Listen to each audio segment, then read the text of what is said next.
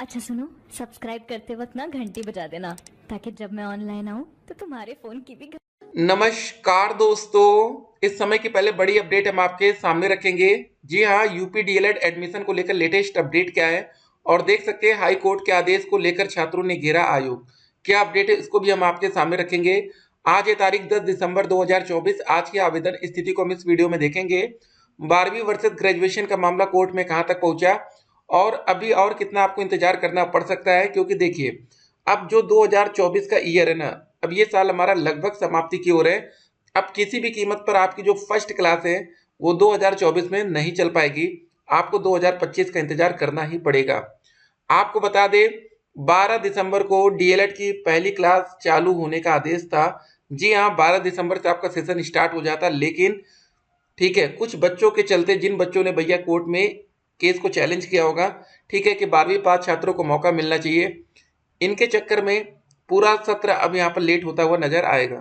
ठीक है, पूरी अपडेट अभी हम आपके सामने रखेंगे। नई प्राथमिक शिक्षक भर्ती के लिए शिक्षा सेवा चयन आयोग का घेराव हो रहा है। जी हाँ, अब भर्ती भी आएगी। देखिए आप लोग डीएलएड में एडमिशन क्यों ले रहे हैं, आपको पता होना चाहिए कि डीएलएड करके आपका आगे फ्यूचर, जो आपका भविष्य है वो सिक्योर है कि नहीं।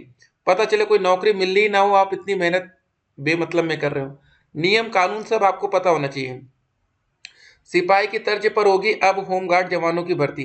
जी हाँ, 44,000 पदों के लिए होगी लिखित परीक्षा, जिलावार बनेगी मेरिट। 44,000 पदों पर वैकेंसी आने वाली है, इसके लिए भी तैयार रही है।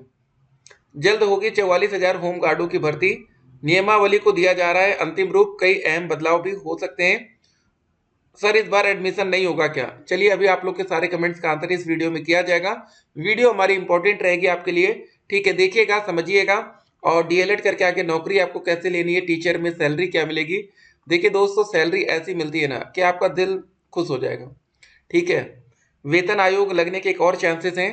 अगर वो लगेगा ना तो भैया सैलरी तो मतलब गजब की सैलरी हो जाएगी आपके टाइम में। उम्मीद है कि जब स्टार्ट होगी सैलरी तो कम से कम 60 से 70 हज़ार रुपए पर मंथ की, ठीक है, सैलरी रहेगी। अगर आप इसी समय किसी प्राइमरी स्कूल में चले जाइए पढ़ाने प्राइवेट में, 1 to 5 या 6 to 8, आपको क्या लगता है मैक्सिमम सैलरी कितनी मिलेगी? 1 to 5 में मैक्सिमम 5,000 मान के चलिए, 6 से 8 में मैक्सिमम 8,000। इससे ज्यादा पैसा मिलना आज की डेट में बड़ा ही मुश्किल है, प्राइवेट में बात करें। ठीक है, अगर आप किसी बहुत बड़े स्कूल में चले जाते हैं एक अलग बात, हम हिंदी मीडियम की बात कर रहे हैं। ठीक है, क्योंकि आप लोग को हिंदी मीडियम में ही पढ़ाना है, कुछ जगह इंग्लिश भी हो रहा है। ठीक है, तो अब अगर सरकारी टीचर बनेंगे तो आपकी सैलरी 50,000 से लेकर 80,000 तक, कुछ आप ऐसी सैलरी देखेंगे। ठीक है, तो वो सैलरी सही है कि ये 5,000 वाली? क्या डीएलएड की डेट एक बार और एक्सटेंड हो सकती है? अगर आवेदन की अंतिम तारीख नहीं बढ़ती तो क्या कोई और तरीका है एडमिशन लेने का? तो दोस्तों यहाँ पर देखिए, बहुत से ऐसे बच्चे थे जिन बच्चों ने फॉर्म भरा था, लेकिन वो बच्चे कहीं और एडमिशन ले चुके हैं। लेकिन कुछ ऐसे भी बच्चे हैं जिन बच्चों ने फॉर्म नहीं भरा है, लेकिन उनको तब भी डीएलएड में ही एडमिशन चाहिए।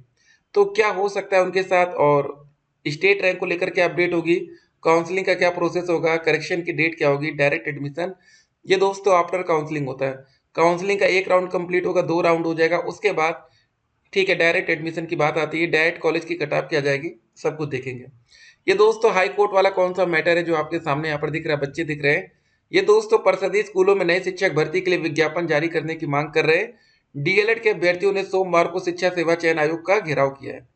ये दोस्तों बच्चे हमारे डीएलएड बीटीसी के ही हैं। जिन बच्चों ने पहले डीएलएड का कोर्स या बीटीसी का कोर्स कर लिया है, वो बच्चे आपके लिए आवाज उठा रहे हैं।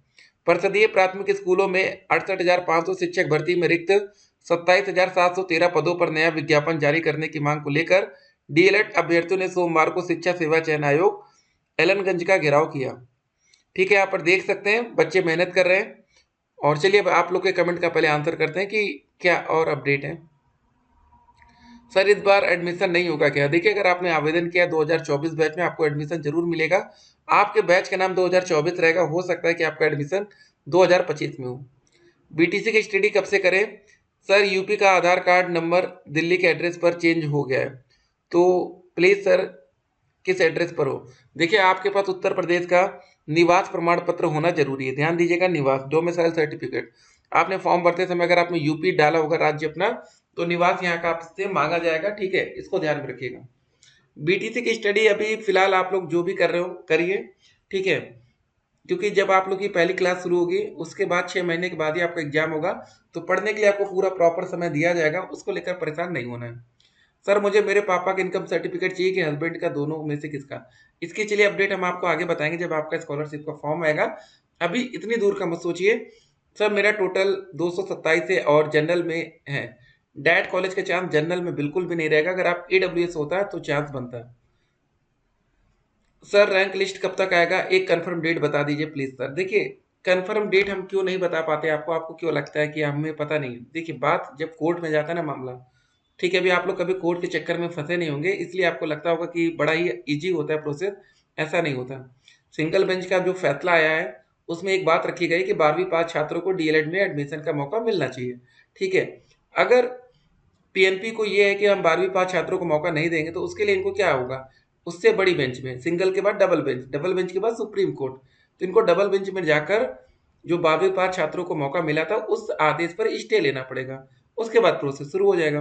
पहले काउंसलिंग तो हो, टीचर कैसे बने इसके बारे में बाद में बताइएगा।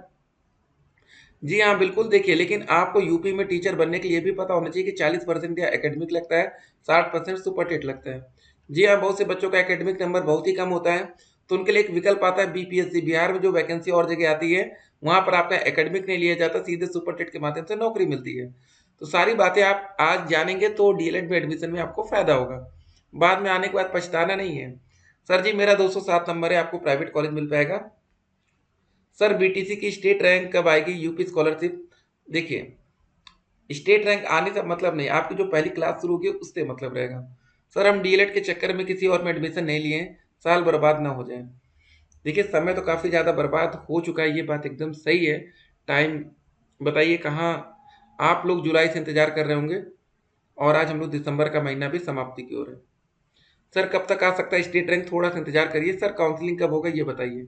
ठीक है, सब्र करिए, जल्दी अपडेट हम आप तक पहुंचाएंगे। सर मैं एमए प्राइवेट से कर रही हूँ, इस साल लास्ट ईयर है, तो डीएलएड करूंगी तो कोई प्रॉब्लम तो नहीं होगा? देखिए अभी आपका डीएलएड का कोर्स स्टार्ट ही नहीं हुआ है तो अभी परेशानी की कोई दिक्कत ही नहीं है। ठीक है ना, जब आपकी पहली क्लास डीएलएड की स्टार्ट होगी, फर्स्ट क्लास, ठीक है, तब तक अगर आपका एमए कंप्लीट होता है, देखिए अगर एमए रेगुलर है या प्राइवेट ये भी मैटर करेगा। सर दिसंबर में स्टेट रैंक आ जाएगी या नहीं? अगर आई नहीं तो क्या समझ सेशन जीरो रहेगा? नहीं, ऐसा नहीं है, सेशन आपका जीरो होगा ही नहीं क्योंकि आपका फॉर्म भर चुका है। ठीक है, और आपसे ज़्यादा नुकसान आपके प्राइवेट कॉलेज का होगा जो आपके ज़िले में है। ठीक है, एक कॉलेज में मैक्सिमम 100 सीटें होती हैं प्राइवेट में और एक बच्चे पर फीस 41,000 मिल रही है। ठीक है, लगभग 41 लाख का लॉस या प्रॉफिट होगा उनका। ठीक है, का हट का होगा रजिस्ट्रेशन, मतलब 12th पर एडमिशन लेना चाहिए। देख सकते हैं कुछ बच्चों का कहना है कि 12वीं पास छात्रों को मौका मिलना चाहिए। हमको यही उम्मीद थी कि हमारे साथ ऐसा ही कुछ होगा, ऐसा नहीं है। सर मेरा 222 है, ओबीसी गवर्नमेंट, बहुत ही मुश्किल है, प्राइवेट ही मिल पाएगा आपको। सर काउंसलिंग की डेट कब आएगी? जल्दी आपको गुड न्यूज़ मिलेगी। स्टेट रैंक रिजल्ट 2023 2024 आप देखिए, यहाँ पर ध्यान दीजिएगा। ठीक है, 2024 में भी स्टेट रैंक ऐसा ही आएगा, लेकिन इस बार यूपी और अदर स्टेट के बच्चों की स्टेट रैंक अलग आनी, ये भी ध्यान दीजिएगा। ठीक है ना, तो देखते हैं। अगर आपकी स्टेट रैंक 1 से लेकर 20,000 में है तो आपको पहले राउंड की काउंसलिंग में मौका मिलेगा। 20,000 से 80,000 में तो सेकंड राउंड, ये मान के चलिए 80,000 तक भी चांस रहता है कि आपको सरकारी कॉलेज मिल पाए। ठीक है, उसके ऊपर जाती तो फिर दिक्कत है ना। तो अगर आपने अपने हिसाब से कॉलेज का नाम प्रेफरेंस में डाला, एक बच्चे ने 15 कॉलेज का विकल्प दे दिया, वो क्यों दिया? क्योंकि सारे 15 कॉलेज कौन से? डाइट के कॉलेज हैं, इसलिए इनको कोई कॉलेज यहाँ पर नहीं मिल पाया। अगर इसमें से कोई प्राइवेट डालते तो आराम से मिल जाता। तो ये मत सोचिएगा कि आरक्षण का फायदा देखिए, एक बच्चे की 18,000 रैंक है और एक बच्चे की 19,560 रैंक है।